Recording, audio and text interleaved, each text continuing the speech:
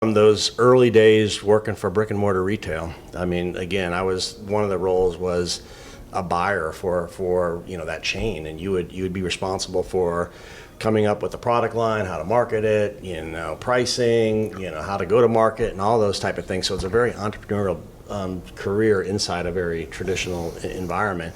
But there, you were always trying to figure out, how do you beat last year? How do you beat last weekend? I mean, it was literally every day looking at first thing in the morning, analyzing sales reports and what we could do better and this, that, and the other. So it puts you in the mindset, you always got to be better.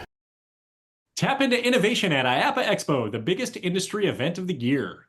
Join us and other Attraction Pros in Orlando, Florida, November 18th to the 22nd to engage with the global community. Learn from the experts, leave with new ideas, and turn your passion for the industry into new possibilities. Register now using the link in the show notes to save up to 30%.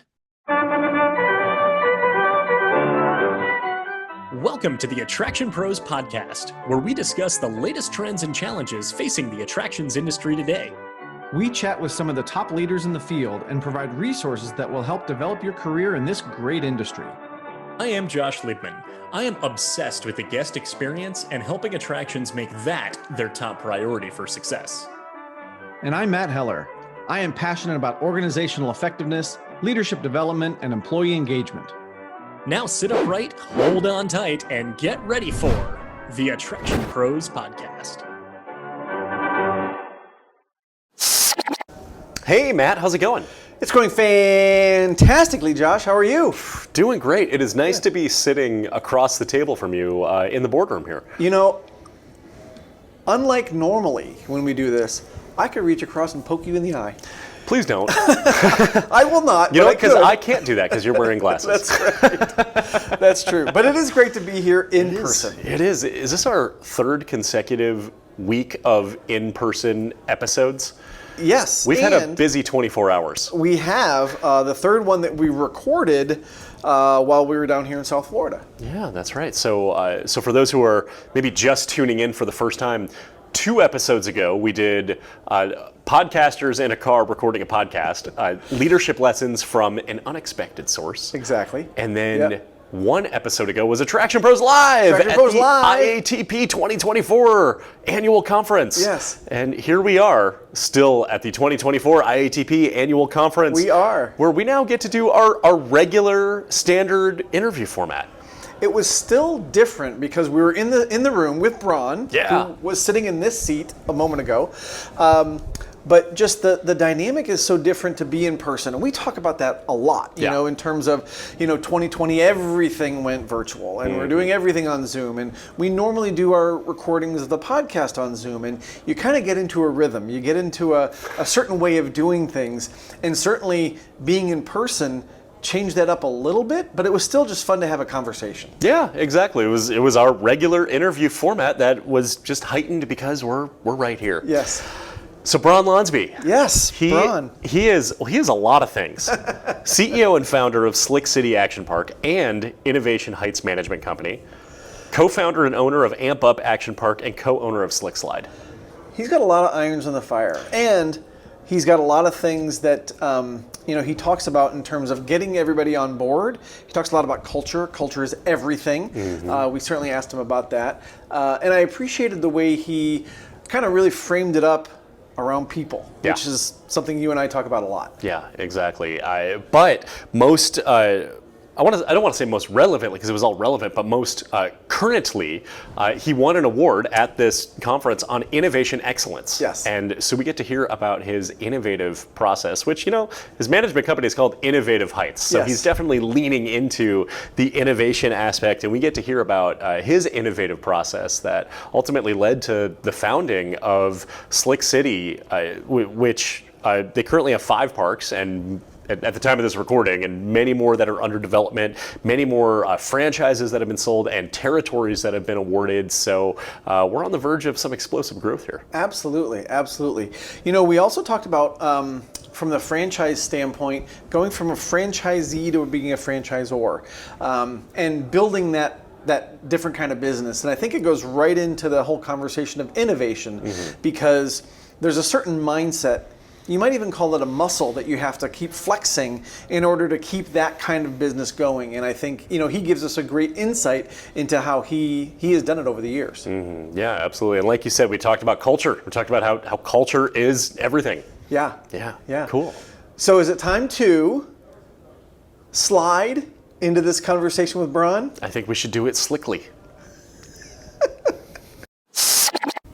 Hey, Bron, welcome to the Attraction Pros podcast. We are so excited. Well, we're so excited to have you on the podcast, but we're so excited to be able to do this interview in person here in the boardroom on the 9th floor of Margaritaville Hollywood Beach at the IATP conference. Yeah, thanks for having me. It's great to be here. Yeah. So on that note, I think that's actually a good starting point. Innovation excellence. You just won an award last night. Let's start with that. Yeah. It's an award IAAPA gives out to somebody who's done a lot of innovations, in their business. And I think the reasons that I was given the award was just when I was a trampoline park operator, was kind of one of the first persons to add a lot of different attractions, over the years. And then sometimes innovation comes in the form of processes and sometimes programs, and then again sometimes the attraction mix. But then most recently created a whole new brand called Slick City Action Park, which was innovation product that came out of my trampoline park space. So yeah. Wow. Awesome. Well, I want to ask some more questions just about innovation, but I also want to get, maybe into a little bit more about how you got to where you are right now. So Absolutely. Is there some things about your career story that you can share with us? Yeah, well, I started out. I went to college for a finance degree, and my first job out of school was corporate retail, and I ended up being corporate restaurant at one point in time too, but for places like Kohl's department store and Kirkland's, Cracker Barrel, different places like that, and those were all in headquarter positions, so either in operations, marketing, merchandising, product development. But it really was a good training ground because I was selling product. In a store, you're given a certain part of that location, and you need to drive increase in sales. You're not getting an increase in space, each year. You just need to keep growing your business. So some challenges, kind of with doing that, but I always really enjoyed that. But then fast forward to now, we're selling air, so it's so much better. But again, after my retail career, I had an import business selling home decor product to a lot of those same retailers. So I took some of that experience and was manufacturing and selling of home decor to retailers. And then about 2011, a good friend of mine was like, hey, I think we would be good business partners. What do you think about indoor trampoline park? And I'm like, gosh, I don't even know where to begin, right? Yeah. And so I looked at the website and I'm like, man, I don't know about this. It was so far off for me at that point in time. I was the kid that parents didn't allow me to have a trampoline, didn't want me on a trampoline, all those type of things. So I wasn't really familiar. But I committed to go to Discovery Day with them, partially because I didn't want them to make a mistake. I was like, I want to be the voice of reason. But in doing that, before I went, I did a lot of research, and I talked to people in the system, and I talked to the franchisor, and I really, by the time I got to it, to the Discovery Day, I was interested. And then by the time I left Discovery Day, the question wasn't should I do it or not, it's how many should I do?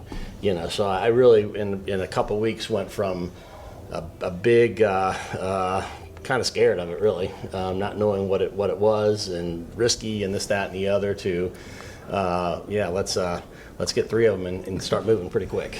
And so that started I started opening locations in 2013 and then scaled that trampoline park business to be 9 locations. It was the largest franchisee for that system. And then in approximately 2019, I was working on a new trampoline park and looking for new attractions. And so one of those new attractions was a slide from Slick Slide. And so I ended up meeting the founder and decided to purchase one. That was his first prototype. So he had never sold an indoor one. He had sold outdoor ones before. This was the first indoor. And so kind of proof of concept. The location opened in May of 2020. It was an interesting year, obviously 2020, but also it was a great year because the new attractions, we put in, which was a sports court and the slick slide did quite well. And so it took not long for Gary, the founder and CEO of Slick Slide, and I to brainstorm what a dry slide park would look like. And then I ended up investing in Slick Slide, the manufacturer, in 2021, and then we opened our first Slick City action park in Denver in 2022. And so then we opened another one in 2022, and then we've opened we opened our fifth park last week in Denton, Texas. And so we're still working on 6 more to get open this year, and we have more than a dozen signed for next year already. So it's going to be a heck of a year. Yeah. No, that's amazing. Yeah, such an exciting time, and I feel like we have a lot of avenues to go down and a lot to unpack here.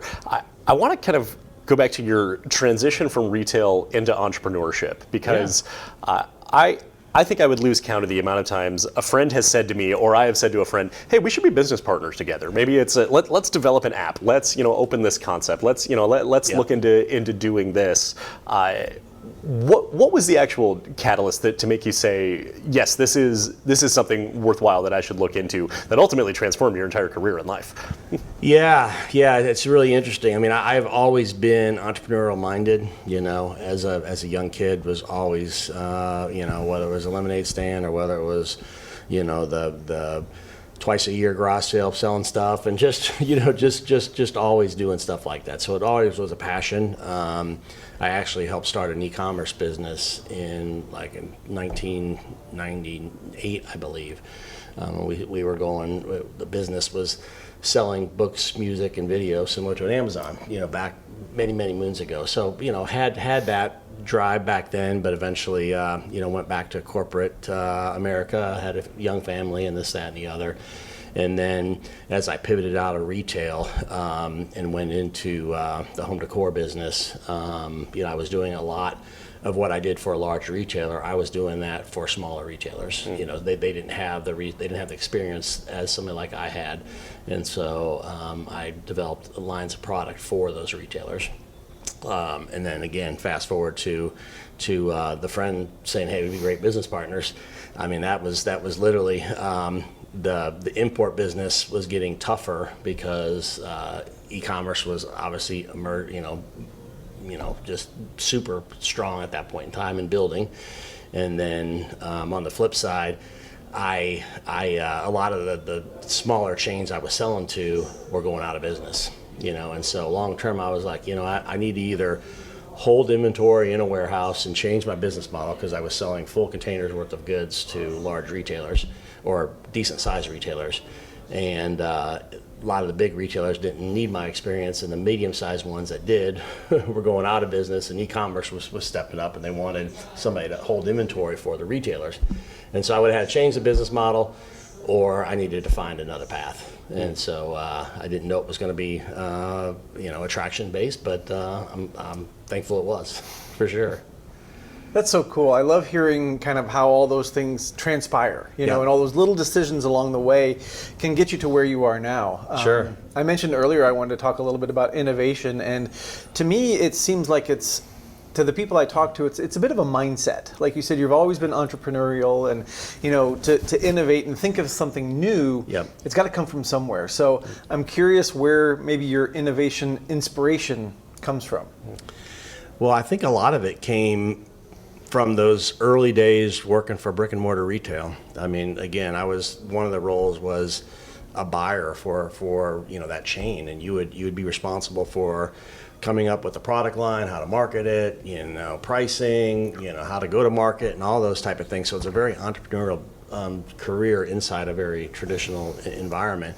But there you were always trying to figure out, how do you beat last year? How do you beat last weekend? I mean, it was literally every day looking at first thing in the morning, analyzing sales reports and what we could do better and this, that, and the other. So it puts you in the mindset, you always got to be better. And then from a business standpoint, I think it doesn't matter the industry, but it is all about reinvesting in your business, and then sometimes it's again, new attractions. Sometimes it's process, sometimes it's it's always people, part of that, as well. But within an attraction-based business, it's programs as well, with memberships and glow programs and toddler programs and homeschool programs and all those things. Yeah. Awesome. Cool. Yeah. Cool.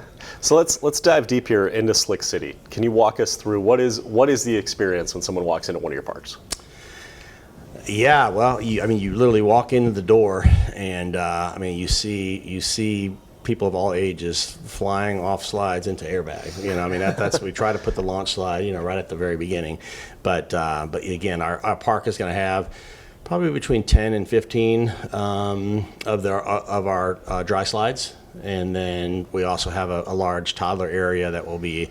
We call it a 4-level chutes and ladders type soft play-ish structure, and a crochet netted course, which the little kids kind of love that. And I just felt I needed to build a better mousetrap, and I think the environment I came from before didn't cater to the toddlers as well, and I really want to have a safe spot for the toddlers, and so that was key to kind of have that. But then we also we didn't want to have only slides, because again, I've been in this space for a good while, and the reason I've had success is because I have innovated, and I'm not one attraction, so right from the beginning we put in zip lines and trapeze and swings, because they go off of our tower system. And the great thing about our tower system is you can change out the end or the slides, right? So it's a very modular system, and so that whole thing was kind of built around the idea we need to keep the experience fresh for the guest, and I think that's most important. Mm-hmm. Yeah. Is that where, like, when you talk about your different structures and things, is that where Innovative Heights Management Company came from?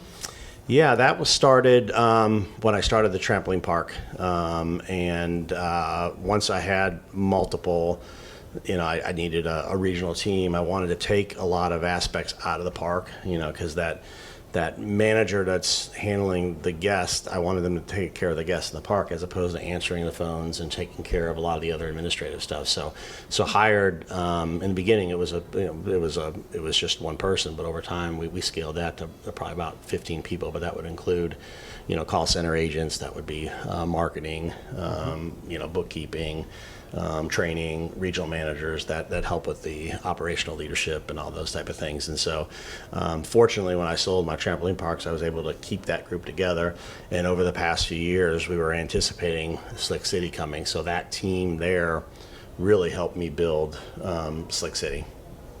So excellent. And so that group is still in place. Some of them have moved over into full-time jobs with Slick City. A few of them are still with Innovative Heights, because I'm still doing some family entertainment businesses. Okay. So how has that transition been then from franchisee to franchisor? Yeah, well, that's a great question. Mm-hmm. There's so much, there's so many great things about franchising just in general, just taking a proven concept and systems and follow it, and there's no guarantee, but it's more guarantee than a lot of other businesses. Mm-hmm. And so franchising is awesome. What I learned in my environment is I wanted to stay relevant to my franchisees. Therefore, I wanted to stay an operator. So that's why, we waited until we had 3 parks open for a total of, I believe, 24 months before we started franchising. We wanted proof of concept. We wanted, a strong, financials to be able to share. But long term, we want to stay relevant to our franchisees. So it's not going to be like, well, when we opened our first park 5 years ago, this is how we did it. You know what I mean? And oh, by the way, can you test this for me? Because I'm not sure it's going to work. That's what the franchisor should do.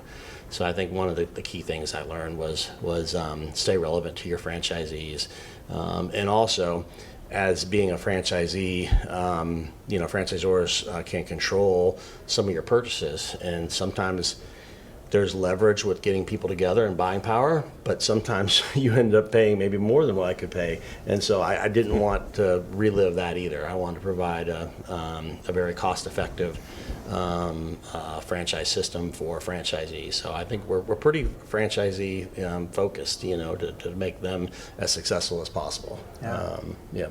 So one of the things that we're doing is the park in the box. So not only do you get the attractions from Six Slide, which is our affiliate company, but you get the flooring, you get the brick for our walls, you get the furniture. It's pretty much a park in a box.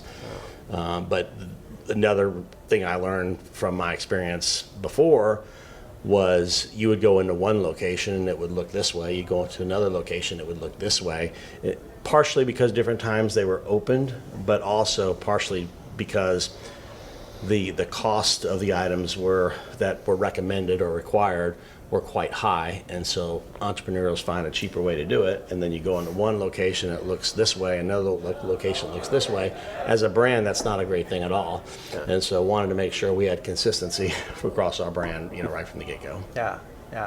So what advice do you give, or would you give, to franchisees, people who are looking to get into it now that you've been on both sides and you know what that looks like, again, from both sides? So what is that advice that you give to those folks that are looking to get into that kind of business? Yeah, that's another great question. Number one, it needs to be a decision that their whole family is bought in on, because it's and also something that they're passionate about. Again, we're not looking for an investor to just put some money in it and just another business that's kind of there. We want somebody that's a pillar in that community that understands the relationships, and really is passionate for the brand, And so I would make sure that that's part of it, and that it fits their temperament and their experience base. It really just comes down to just making sure it's right for them. Now, I've seen it where it didn't always go well, and those, we're doing whatever we can to avoid them. But our process for approving or selecting franchisees is pretty detailed, in that, we've had, I think, 1,700 people fill out applications, or express interest, and then I don't know how many went to apply, but we've offered 34 so far that have accepted. So the hit ratio is not super high, but there's a lot of people that see, oh my gosh, this is so cool, I want to do this. Yeah. But when it all comes down, either don't have the finances, or it's just a different business model than what they really thought. So, cool. Yeah. I wonder if we can go a little bit deeper into the proof of concept that you mentioned. You said 3 locations open for 24 months, but beyond that, how do you know when the concept is proven? I watch Shark Tank and I see the visionary walk into the room and say, I have an idea for a restaurant concept and I'm going to franchise it and open 1,000 locations. And Mark Cuban goes, whoa, like you're putting the cart before the horse. So, how do you know when you've reached that point to say, okay, we've got the system to now, we've earned the right to franchise? Yeah. Well, for me, it was, again, getting a number of units open in multiple different markets. One was in a mall, one was industrial flex space, one was traditional retail, all of them outside, all in different cities, so I wanted to have a cross, perspective to make sure that they're all, that they all stand alone and do well. And I also needed to, make sure that we had the success that we needed to, and that we were building the process at the time. We were hiring the team. We needed to make sure that we had all those people together, et cetera. Mm-hmm. Yeah. So one of the things that I'm curious of, kind of along the lines of, the whole business, I guess, model is thinking about all those different areas that you're overseeing and all the different people that you have. Like, yep. I don't want to say keeping them all on the same page, but maybe that's what I'm asking about, is like all those different moving pieces. How do you get the people, or how do you, keep the people all moving in the same direction? Well, I think partially it's your culture, within your organization, and it's clear goals, and it's having a unified mission, everybody on the same page of kind of where we're going. Yeah. And fortunately, all of my team have been with us for a good while, in the previous world, and then moved into this world. We're just starting to hire now people that are kind of haven't been with us, for this journey so far. So I think it will become a little bit more challenging as we continue to scale. But everybody that we have are just super smart people, very very aggressive, been in the space for a good while, and I think that's one of the reasons why we're more efficient with our output. So you've been quoted as saying culture is everything, and there's plenty of quotes out there on culture. Yep. Culture eats strategy for breakfast. Those types of things. Curious if we can get your insight into that quote and how you really live and breathe that, and that it's more than simply a 3-word quote, but that it's truly actionable. Yeah, I mean, we like to say it's a we mentality. I mean, it's not me. It's not Wade, our ops manager. I mean, it's really kind of the whole team kind of pulling together.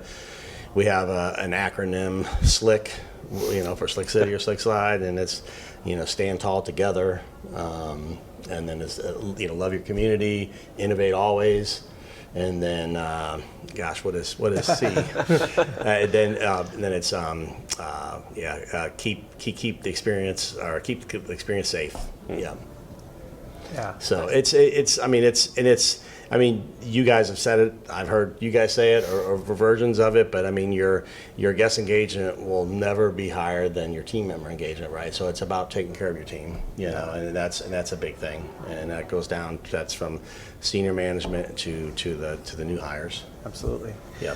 Well, and speaking of some other words that we found on the website, you talk about bold, courageous, and audacious. Yeah. Which I think is great because in the business that we're in, it's more than, and Josh talks about this all the time, it's more than just welcoming people in. It's about wow moments. It's about even bringing your whole self to work and being able to be the person that you are. So I'm curious, like when you think about those words, how does that translate to the staff and also to the guests? Yeah, well, I mean, it's very much part of that culture too. It's we think we're selling fun, thrilling experience. So it's going to be somewhat bold, in nature. We're looking for people who are confident that are ready to take on the world, right? And that's kind of in a nutshell, kind of where we're at, and taking that to the team member, perspective.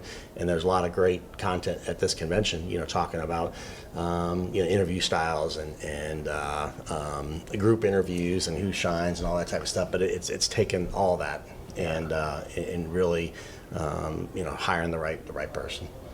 Yeah. Yep. What surprises have you come across while building this?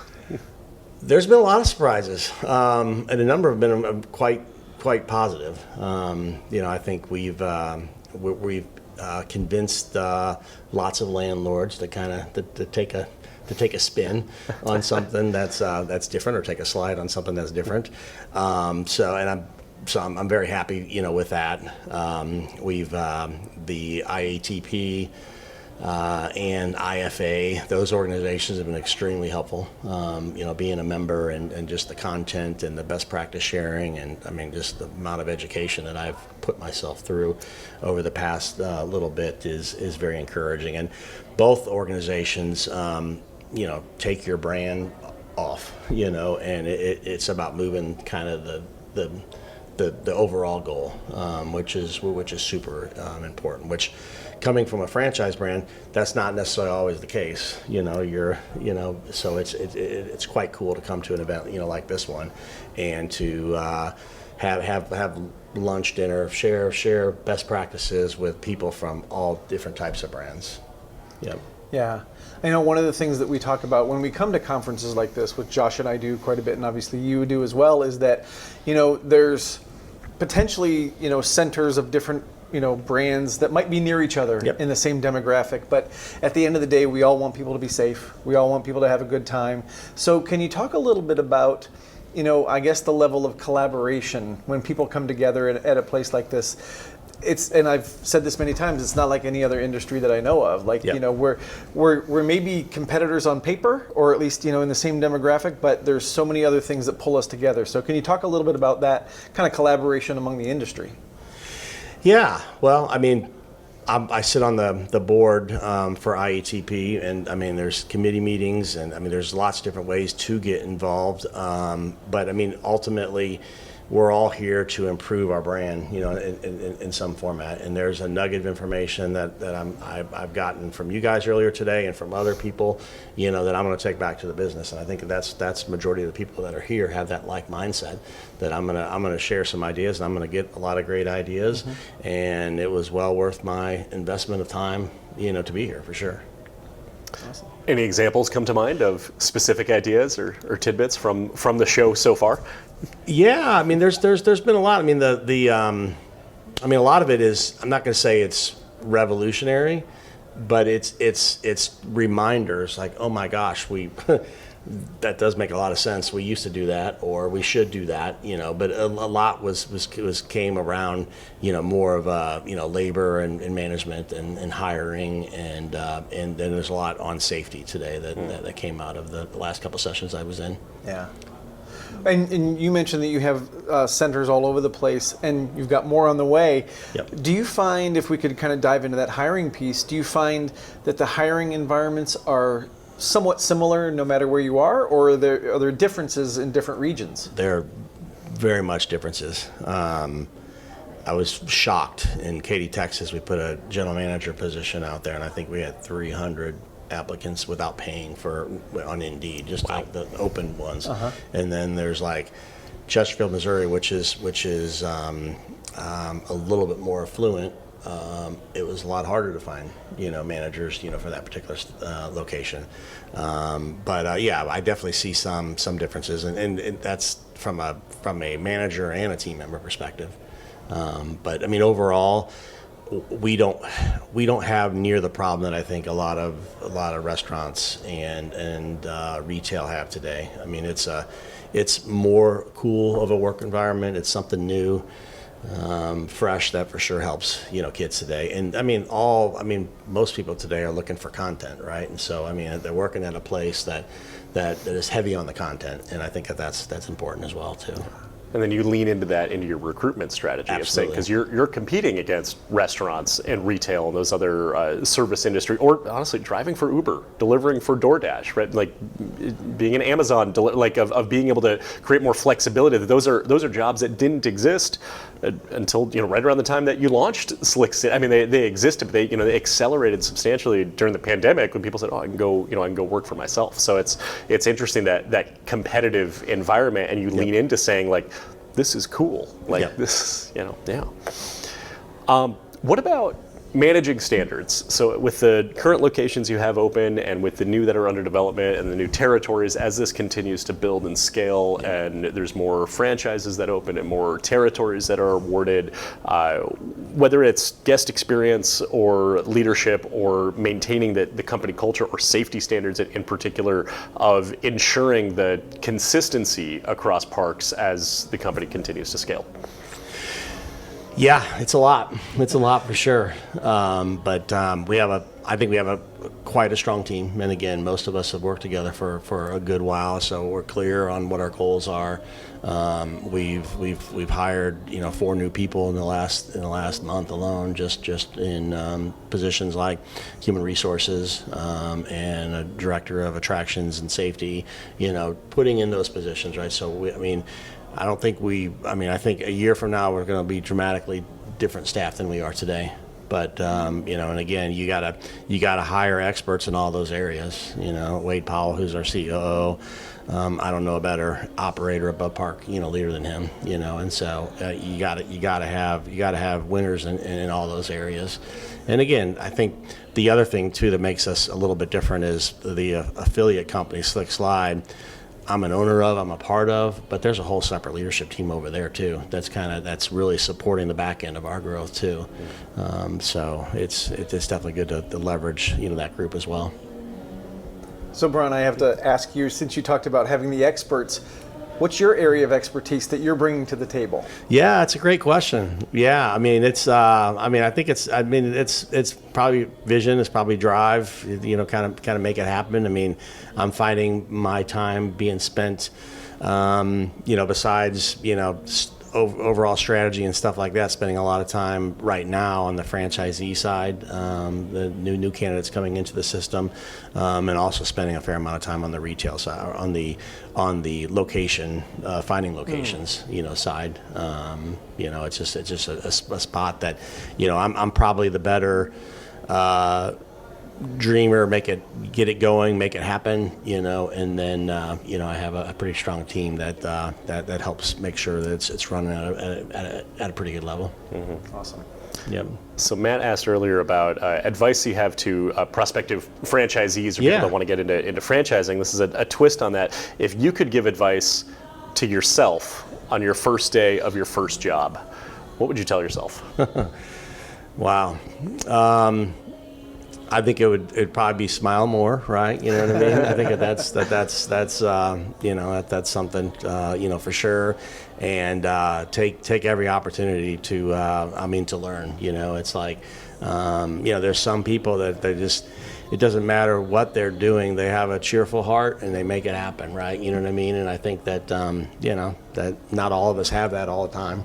Yeah. And so I think that constant, reminder, to do that for sure. Yeah. So you've been in a couple of different industries, that you've told us about.